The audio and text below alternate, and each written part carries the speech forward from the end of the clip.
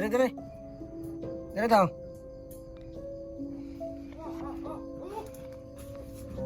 Wala, kuyaw.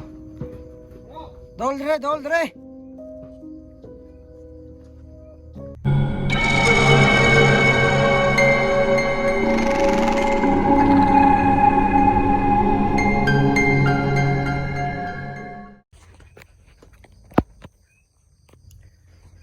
So what's up guys, yung panibagong gabi at panibagong exploration na naman ating gagawin sa araw nito. So what's up guys, yung panibagong gabi, panibagong exploration at video na naman ating gagawin sa araw nito. So yung araw is meron tayong pinuntahan na area dito So meron kumontak sa atin na sinalakay daw sila ng kulto. So balak daw sanang kunin yung anak nila na babae. Buti nga lang daw naabutan nila. So sabi nila meron sila hinanala nila na isa tong kulto. Yung isa daw meron dalang itak. So sa tingin nila parang dalawa daw kasi madami yung narinig na tumatakbo. So yung isa yung pumasok sa bahay nila, puti nilang nakita lang kaagad at sinugod nila at bilang tumakbo sa saking so dito. So interview ko sila. So dito na tumakbo. So dati hanapin baka nandito. So kumakalat po sila yung mga kulto at yung target nila ay mga batang babae. So sana mahuli to kaagad para hindi pa sila makabiktima ng maraming tao.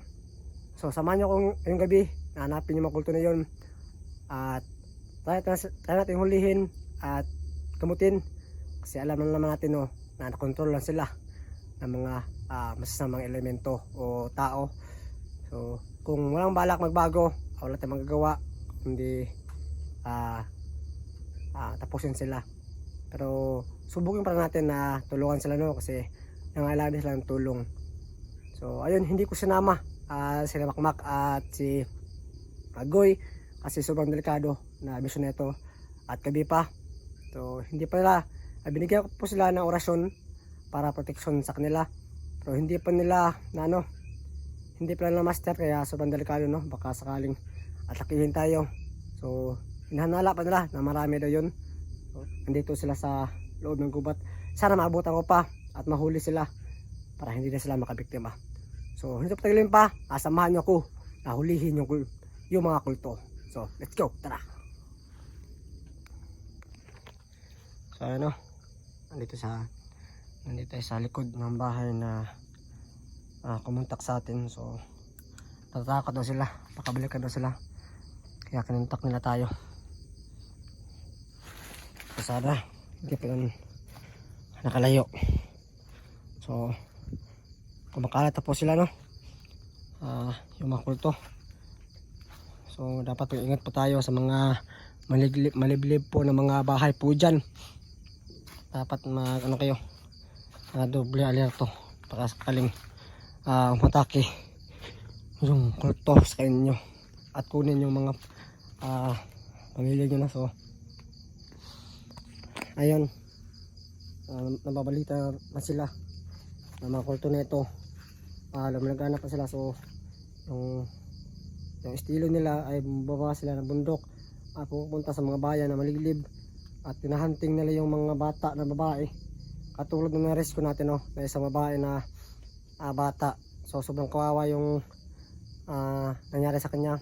So ilang araw siyang nasa loob ng gubat at pag-iisa at ginagamit ng mga kulto. So buti na lang ay na-rescue natin kaagad at okay na siya. So nauwi na po natin sa pamilya niya. So yun sobrang sarap sa pakiramdam na makatulong ng kapwa kaya kahit ganito, kahit mag-isa lang ako sumulong tayo para makatulong So sa unahan po dyan ay mga bahay. So dito yung sinasabi nila na dito tumakbo yung mga kulto.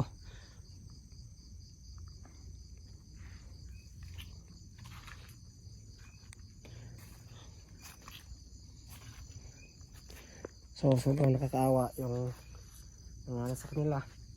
Sabi pa nung na-interview ko na kahit ano daw bibigyan tayo ng reward, pero sinabi ako sana na wag na kasi ito ay mission natin, no? Dahil tayo pumasok ng larangan ng pagkukusanting trabaho natin na tulungan sila, kaya hindi na tayo humingi ng kapalit. Pero sana mahanap natin yung mga kulto na yun para hindi na makabalik, kasi yung pag-contact na sa akin, gusto nila daw na mahuli agad, baka balikan daw yung bata, yung anak nila, baka madali. So kasi meron silang mga trabaho, kaya hulihan din kaagad, baka pumunta pa sa lang bahay o makabiktima pa, kasi nabalita na po sila na ano na po sila, no? Meron din sila sa ibang area katulad ng tampok ng KMGS, no? So dalawang kulto yung sumulong sa mga bahay-bahay nila at kinuha yung anak ng babae. Buti na lang ay tinulungan sila ng barangay at nakuha nila yung bata. Baka kung hindi nila nakuha yun, so sobrang delikado, baka gamitin nila yun at ano pang gawin. So meron pang senaryo na tangka nilang halayin yung bata. So sobrang kawawa, no? So gumagamit sila ng mehika, gumagamit sila ng tagulilong, kaya yung isa hindi nila napansin at hindi nila na inakala na pagising nila, no? So wala na yung anak nila sa kwarto niya at yung pala kinuha pala ng kulto. So buti, no, dalay silang kumontak sa barangay at na-rescue pa nila yung bata. So ngayon awa ng Diyos, no, hindi nakuha yung bata at napunta tayo dito at yung mission natin na hulihin sila at tulungan. So yun ang gagawin natin ngayong gabi. Samahan nyo ako, no? Sana wala may masama sa akin. So sa lahat po dyan ng mga solid support po dyan na nag-alala, so yun, meron po akong dalang black water, meron din akong palagi kong dala yung agimat ko. So ito yung gagamitin natin na protection na sa pagsikupas kanila. So meron din tayong number 1 na gumagabay sa atin, yung Panginoon, no? So kasama niya tayo palagi, kaya nalig tayo na gabayan na tayo dito sa area na ito at mahuli natin yung kulto na yun, no? So ayun, tara natin libutin tunggo kasagingan na ito, kasi dito daw yung kulto tumakbo. So hindi sila gumagamit ng malalakas na ilaw na kagaya nito, gumagamit sila ng lighter para hindi makita ng mga tao, at gumagamit din sila ng tagulilong.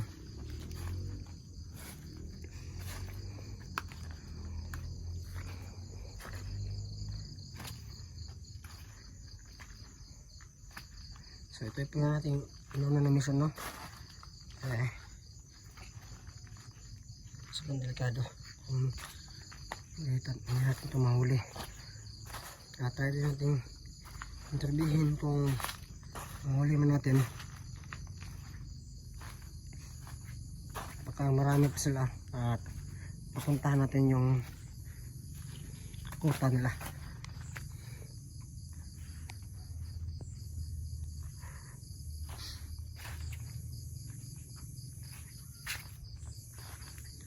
So hindi na kumontak ng ibang hunter, kasi meron din silang kanya-kanyang mission, kanya-kanyang mga alintuntunin na kailangan nilang tapusin. At yun, no, yung mga ibang saman ko, asip naman sila, yung mga mission nila ay napamatil yung okay, no? So sana lahat ng mga hunter na sumakses sa kanilang mission patalo natin yung mga masamang elemento o tao.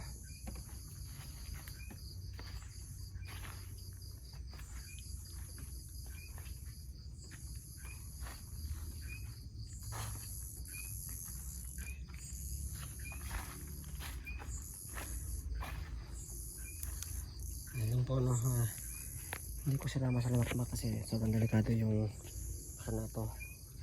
So delikado nga na mag-isa. Pero meron naman tayong kasama sa taas. At meron tayong agimat at taglay at isang blackwater. Kung sakaling naman tayo, gamitin natin yung lahat ng mga nalaman natin na nakuha natin ng mga abilidad, yung mga orasyon at mga agimat, no, para protektahan ng ating sarili at labanan sila. So yan, palak isama sila Makmak para makita ko kung yung kung kaya ba na talaga na samahan ako sa mga ganitong gawain. Kasi balak ni Makmak at ni Goy na tumulad sa atin para makatulong daw. Pero merong process, no, so process natin na i-practice natin sila para tumating mo yung punto na maka-encounter sila ng mga delikadong sitwasyon. So makakain nila. So hindi natin sila madaliin na isabak kaagad kasi sobrang delikado talaga ng mga trabaho nito. Baka mabihag pa sila o ano ba. So i-practice muna natin sila, no. Binigyan ko sila ng orasyon. So yung bigay ko sa nila ay protection sa kanila. Kahit hindi man ito gaano kalakas yun, at least meron din yung extra protection sa kanila. So hindi ko lumutan sa kanila na palaging sinabihan sila na palaging magdasal para maprotektahan sila ng ating Panginoon.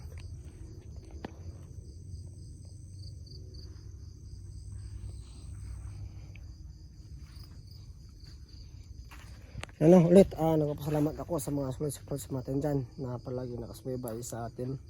Maraming salamat sa lahat, no. At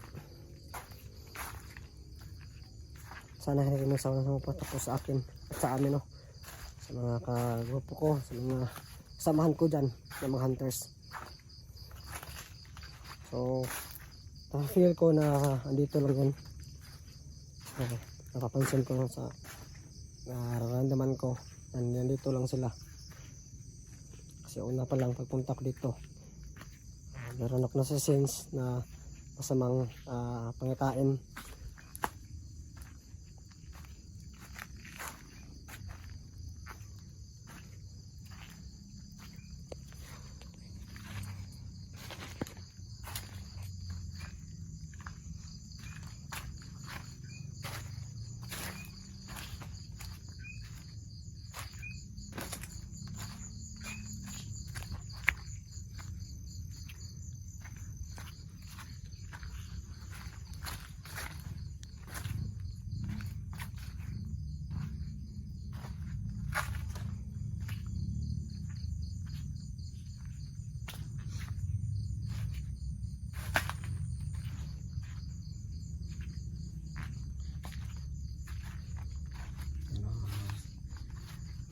Yung makaramdam mo dito. So meron tayo nararamdaman mga enerhiya ng kalaban. So kaya natin ingat kasi nandito lang sila sa paligid, naglalabang.